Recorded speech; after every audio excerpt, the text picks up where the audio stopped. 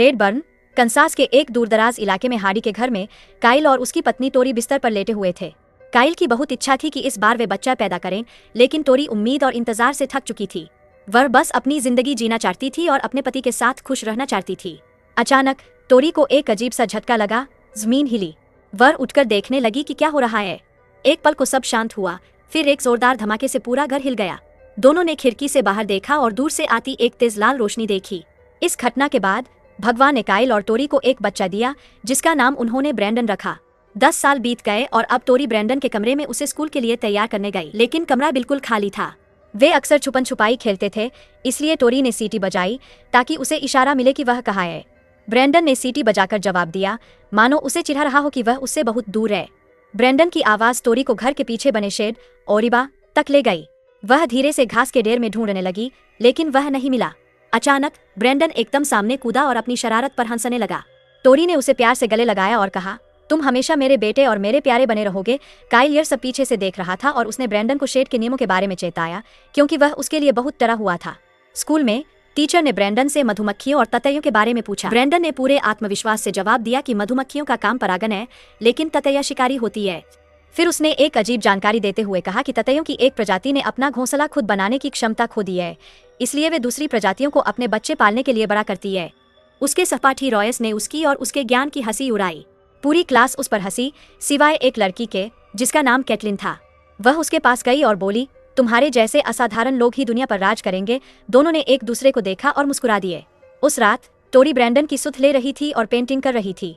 अचानक शेड से लाल रोशनी की लहर निकलने लगी और ब्रैंडन का पूरा शरीर डरावने तरीके से अकड़ने लगा। टोरी ने आवाज सुनकर पेंटिंग रोक दी, लेकिन एंथन रुक गई, तो वह वापस अपने काम में लग गई। ब्रैंडन उठा और खिड़की से बाहर निकल गया। टोरी को बाहर जोरदार आवाज सुनाई दी। वह घबराकर बाहर देखने गई, लेकिन कुछ नहीं मिला। वापस आते समय उसे लगा कोई बिजली की गति से उसके पीछे भाग रहा है। वह बिछे हुए कपड़ों के बीच से भागी और उसने ब्रैंडन की पीठ देखी, जो गायब हो रहा था। वह खेत के आखिरी छोर पर बने शेड की ओर देखने लगी। वहां जाकर उसने देखा, ब्रैंडन खड़ा बड़बड़ा रहा था, कुछ अजीब सी भाषा में, और जंजीरों से बंद लोहे के गेट को बड़ी बेरहमी से खोलने की कोशिश कर रहा था। टोरी ने उसे कई बार आवाज दी, लेकिन उसने जवाब नहीं दिया। जैसे ही उसने उसे छूने के लिए हाथ बढ़ाया, ब्रैंडन ने धीरे से उसकी ओर देखा। उसका चेहरा बेहुदा था, उसे समझ नहीं आ रहा था कि वह कहाँ है। टोरी ने उसे शांत करने की कोशिश की और कहा, तुम बस नींद में चल रहे थे मेरे बच्चे। लेकिन ब्रैंडन ने उससे कहा, मैं सच कह रहा हूँ। उसने बताया कि उसे आवाजें सुनाई दे रही है जो उसे बुला रही है। टोरी ने उसे डराने से बचने के लिए बात टाल दी और कहा, यहाँ कुछ नहीं है।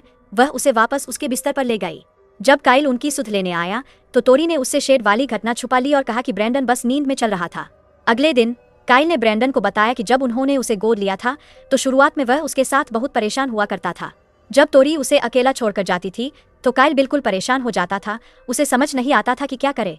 आखिरकार उसने अपनी एक खास तरकीब इस्तेमाल की, लेमन और मूंगफली, ब्रैंडन को शांत करने और उसके करीब आने के लिए।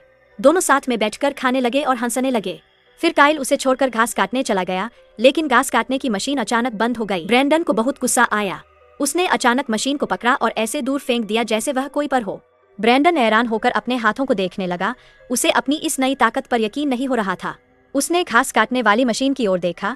वह उल्टी पड़ी थी और उसके ब्लेड डरावनी गति से घूम रहे थे।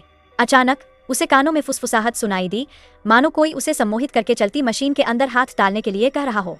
मशीन पूरी तरह से बर्बाद हो गई और बंद हो गई, लेकिन हैरानी की बात यह थी कि उसका हाथ बिल्कुल सही सलामत था। उस पर एक खरोंच तक नहीं आई। ब्रैंडन के 12वें जन्मदिन पर परिवार टोरी की बहन मेरेलिया और उसके पति नूक के साथ एक रेस्तरां में जश्न मना रहा था। मेरेलिया, जो ब्रैंडन के स्कूल में एक एक्सपर्ट भी है, उसकी तारीफों के पुल बांध रही थी और कह रही थी कि वह प्रतिभाशाली है और उस जैसा कोई नहीं है। इनाम के तौर पर नूड ने उसे एक अजीब तोहफा दिया, एक शिकारी बंदूक। काइल ने तुरंत वह बंदूक छीन ली, क्योंकि ब्रैंडन अभी छोटा था। ब्रैंडन बहुत विरोध करने लगा और जब उसे लगा कि अब कोई उम्मीद नहीं है, तो उसने जोर से हाथ मेज पर पटके। उसी पल दुकान की सारी स्क्रीनें टिमटिमाने लगीं और फ्लिकर करने लगीं, और वहां मौजूद सभी लोग उन्हें अजीब नजरों से देखने लगे। काइल को यह व्यवहार बिल्कुल पसंद नहीं आया और उसने तुरंत जश्न खत्म करके घर चलने का फैसला किया। ब्रैंडन उदास और गुस्से में बैठा था। काइल ने उसका हाथ पकड़कर खींचा तो सारी स्क्रीनें फिर से टिमटिमाने लगीं। टोरी ने ब्रैंडन को समझाया कि वह अपने पिता की बात मान ले। जब वे बाहर जा रहे थे, तो वहां काम करने वाली एक महिला, एरिका, उन्हें शक और चिंता की नजरों से देख रही थी। घर पर टोरी और काइल ब्रैंडन में आए बदलावों के बारे में बात कर रहे थे। टोरी ने काइल से कहा, यह सामान्य है, हम भी किशोर थे और इससे बुरे काम करते थे। उसने ब्रैंडन पर ज्यादा ध्यान देने का फैसला किया और दोनों ने ड्राईवुड नामक जगह पर कैंपिंग पर जाने का सोचा ताकि थोड़ा मन बहल सके।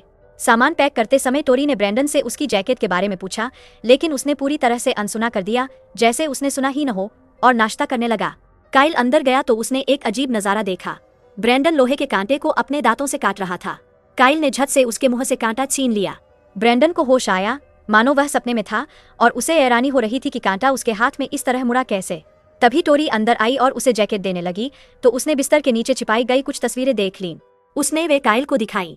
पहले तो वे हंसे और सोचा कि ये किशोरों वाली आम तस्वीरें हैं। उन्हें लगा कि ये किसी लड़की की अश्लील तस्वीरें हैं, जैसा कोई भी किशोर देख सकता है। लेकिन उनकी हंसी गायब हो गई जब उन्होंने देखा कि तस्वीरों में शरीर के अंदर के अंग थे। मामला बहुत अजीब हो गया था। उन्होंने बाद में इस बारे में बात करने का फैसला किया। मछली पकड़ने के दौरान काइल ने ब्रैंडन से रिश्तों के बारे में बात की और उसे समझाने की कोशिश की कि यह सिर्फ शरीर नहीं है, बल्कि प्यार और भावनाएं हैं, और उसका इन चीजों के बारे में सोचना स्वाभाविक है। लेकिन ब्रैंडन ने बात बिल्कुल गलत समझी और उसके दिमाग में एक और ही डरावनी इच्छा घर कर गई।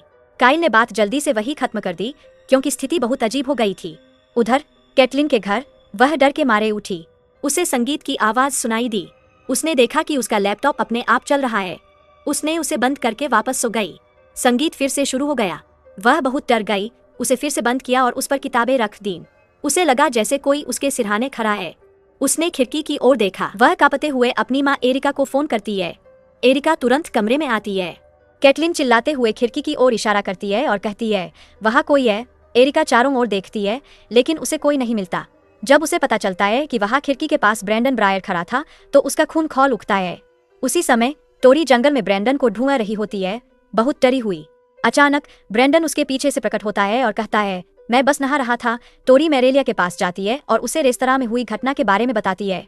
मैरेलिया उसे हास बंधाते हुए कहती है, टोरी, यह सिर्फ किशोरावस्था है, इसमें घबराने वाली कोई बात नहीं है। टोरी ब्रैंडन को लेने जाती है और उसे कुछ अजीब से चित्र बनाते हुए पाती है, लेकिन वह उसे देखते ही उन्हें छुपा लेता है। रात में शेड के पास काइल को मुर्गियों की आवाज सुनाई देती है। वह अपनी बंदूक लेकर बाहर निकलता है। उसे लगा कि कोई जंगली जानवर आया है, लेकिन वहाँ ब्रैंडन बर्फीले अंदाज में खड़ा था। उसकी नजरों में डरावनी शांति थी और उसके चारों तरफ मरी हुई मुर्गियां पड़ी थीं। काइल गुस्से में चिल्लाता है और उसे घर ले जाता है। वह जो कुछ हो रहा है उससे बेचैन है। सुबह काइल सारी मरी हुई मुर्गियां टोरी को दिखाता है और ब्रैंडन पर आरोप लगाता है। वह कहता है, टोरी, कोई जानवर शेड का ताला नहीं तोड़ सकता, लेकिन टोरी फिर भी उस पर विश्वास करने से इनकार कर देती है। स्कूल में टीचर एक भरोसे का खेल, ट्रस्ट एक्सरसाइज करवा रहा होता है। ब्रैंडन की बारी होती है और कैटलिन उसे सबके सामने जमीन पर गिरा देती है। सारे बच्चे हंसते हैं।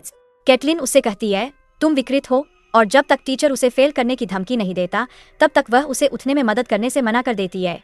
ब्रैंडन अंदर ही अंदर जल रहा था, और जब कैटलिन आखिरकार उसकी मदद के लिए हाथ बढ़ाती है, वह उसका हाथ पकड़ लेता है और उसे जोर से दबाने लगता है, इतना कि उसके हाथ की हड्डी टूट जाती है और वह दर्द से चीख पड़ती है। अब मामला बहुत बढ़ गया था। ब्रैंडन और कैटलिन के माता पिता प्रिंसिपल के ऑफिस में शेरिफ के साथ बैठे थे। एरिका आग बबूला थी और चाहती थी कि ब्रैंडन को जेल हो। जब उसे पता चला कि सजा सिर्फ स्कूल से निकाला जाना और काउंसलिंग है, तो वह पागल हो गई और ब्रैंडन की असली माँ को गालियां देने लगी। कहने लगी, उसकी माँ जरूर पागल रही होगी। टोरी ने उसे करारा जवाब देते हुए कहा, मैं उसकी माँ हूँ, और कैटलिन के लिए माफी मांगकर वहां से चली गई। जाते समय ब्रैंडन एरिका को ऐसी बुरी नजरों से देख रहा था जिससे रूह कांप जाए। घर पर टोरी ने आखिरकार काइल को शेर और नींद में चलने वाली बात बता दी। काइल डर गया और उसने कहा, टोरी, ब्रैंडन इंसान नहीं है और यही चीज हम सबको खत्म कर देगी। उधर ब्रैंडन अपने बिस्तर पर लेटा हुआ था। आखिरकार उसे समझ में आने लगा कि उसके कानों में जो फुसफुसाहट आ रही थी वह क्या कह रही थी।